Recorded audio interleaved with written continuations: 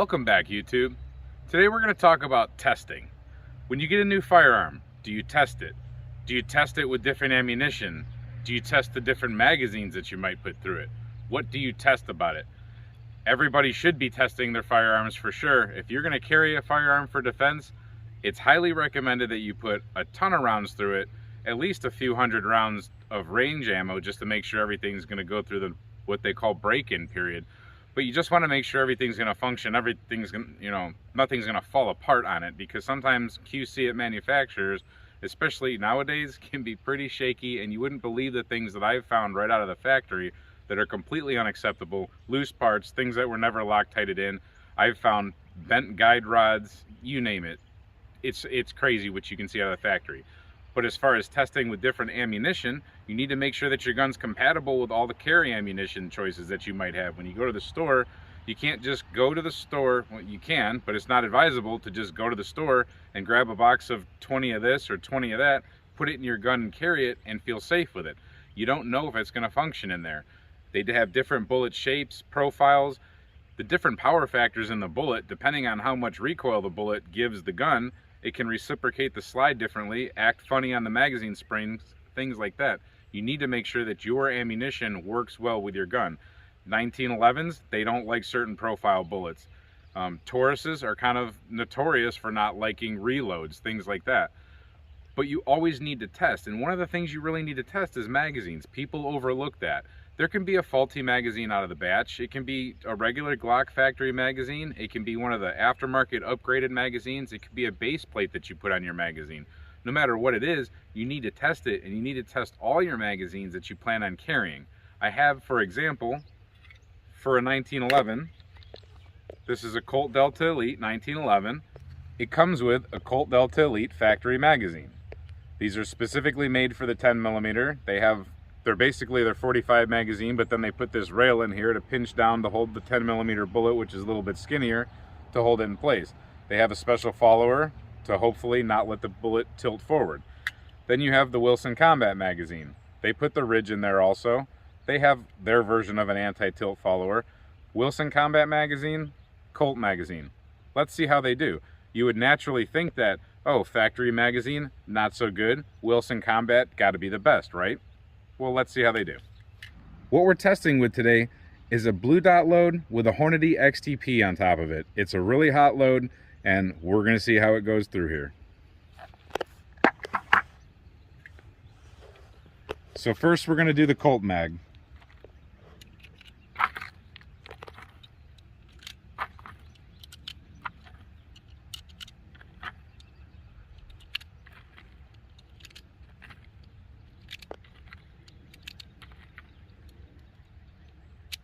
Well, we can only put 8 in that one. There's the XTP. Primer sealed.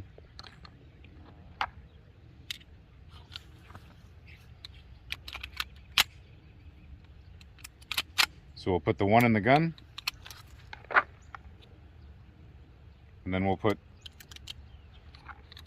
the 9.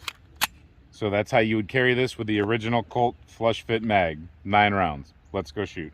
We're about 30 feet off the target like usual. Let's just see how they function. Let's see if everything feeds and if we get slide lock back and all that.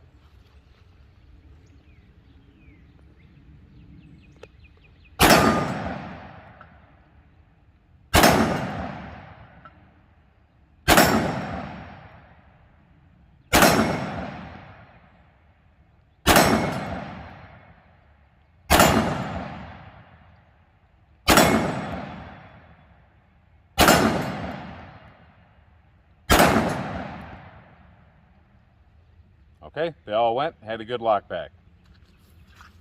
Now we're going to switch to the Wilson Combat.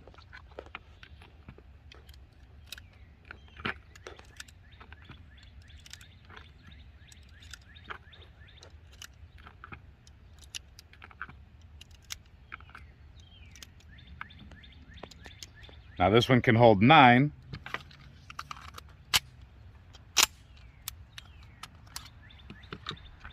And then here's the 10th. Same bullet.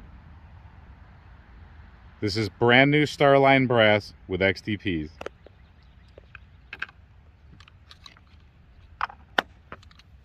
I'm going to correct myself. That's a nozzler in there. That's not an XTP.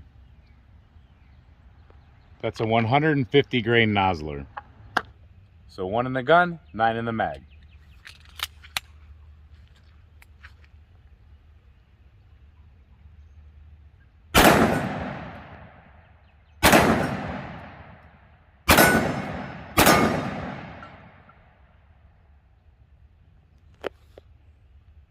Failure to feed. So this will commonly happen with certain magazines, and it's been rumored to happen with Wilson Combat magazines in the 10mm. I've never personally experienced it until this magazine here. This started happening to us on the range when we were testing, and it happened repeatedly with this Wilson Combat magazine. There's the round that jammed up. I don't know if I can get it to do it again, but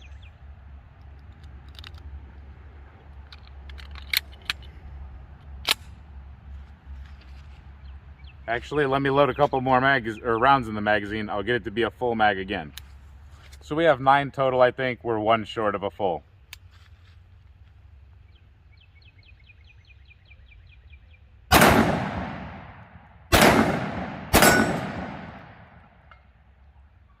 Okay, so it did it again. Now,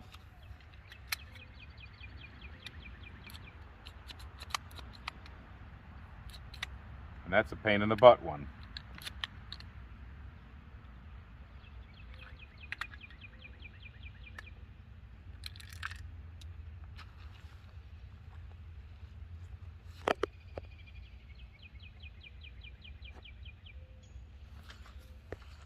So as you can see, it contorted the bullet. It jammed so hard, not feeding properly.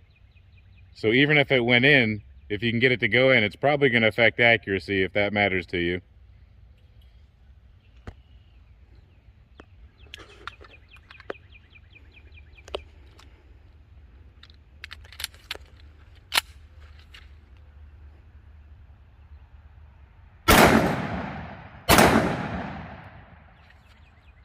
Did it again.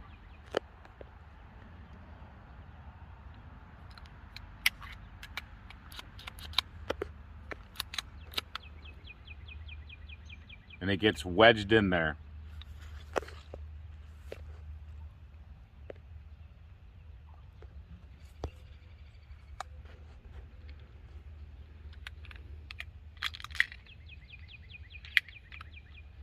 So I'm not going to keep repeating it. You see what we're talking about.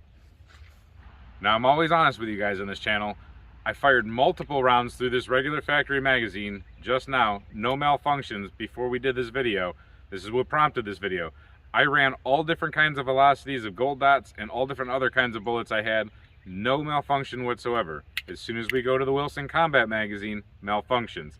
You will see a malfunction in an upcoming video that we have, and we're using one of the Wilson Combat magazines.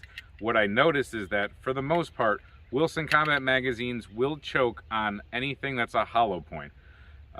They seem to do okay with most full metal jackets, but we did get it to do it also off camera with a regular FMJ. The Colt magazine just doesn't jam. And here's a little side note about buying upgraded things.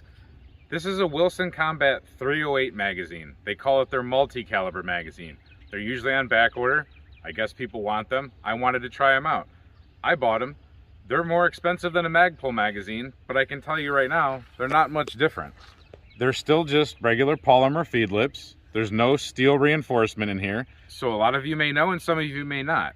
A fully loaded or partially loaded even 308 magazine, it always gets top heavy. Most magazines are going to do this no matter what, but the 308 is very heavy rounds. So there's a gap here where the spring is, but it's loaded to the top with bullets. So if you happen to do a mag change and for any reason you drop your magazine out of your pouch or whatever, it's going to take a nosedive, and when it hits the ground it smacks on these plastic polymer feed lips and it breaks them. I can tell you, this is just regular plastic, just like something Magpul uses. I don't know if it's different chemically, but it doesn't look any different. And I can tell you, I have broke these just by simply dropping them out of the firearm. So we're talking waist height, drop them out of the firearm. By the time they hit the ground, they've turned upside down, they've smacked, and we've cracked feed lips. No metal reinforcement in there whatsoever. But it's a Wilson Combat magazine. They charge a premium, and it's Wilson Combat. Is it any better than a PMag? Absolutely not. So this is really important, especially for people who want to upgrade their magazines. Upgrade. You have to check. You have to practice with them. You have to test all your EDC gear. We tried to keep this one short. This is just a little FYI / public service announcement. A lot of people talk about testing all their stuff. Not a whole lot of people actually test their stuff. You know us on this channel. We test a lot of stuff. Thanks for watching, and until we see you next time, stay safe, have fun, keep shooting.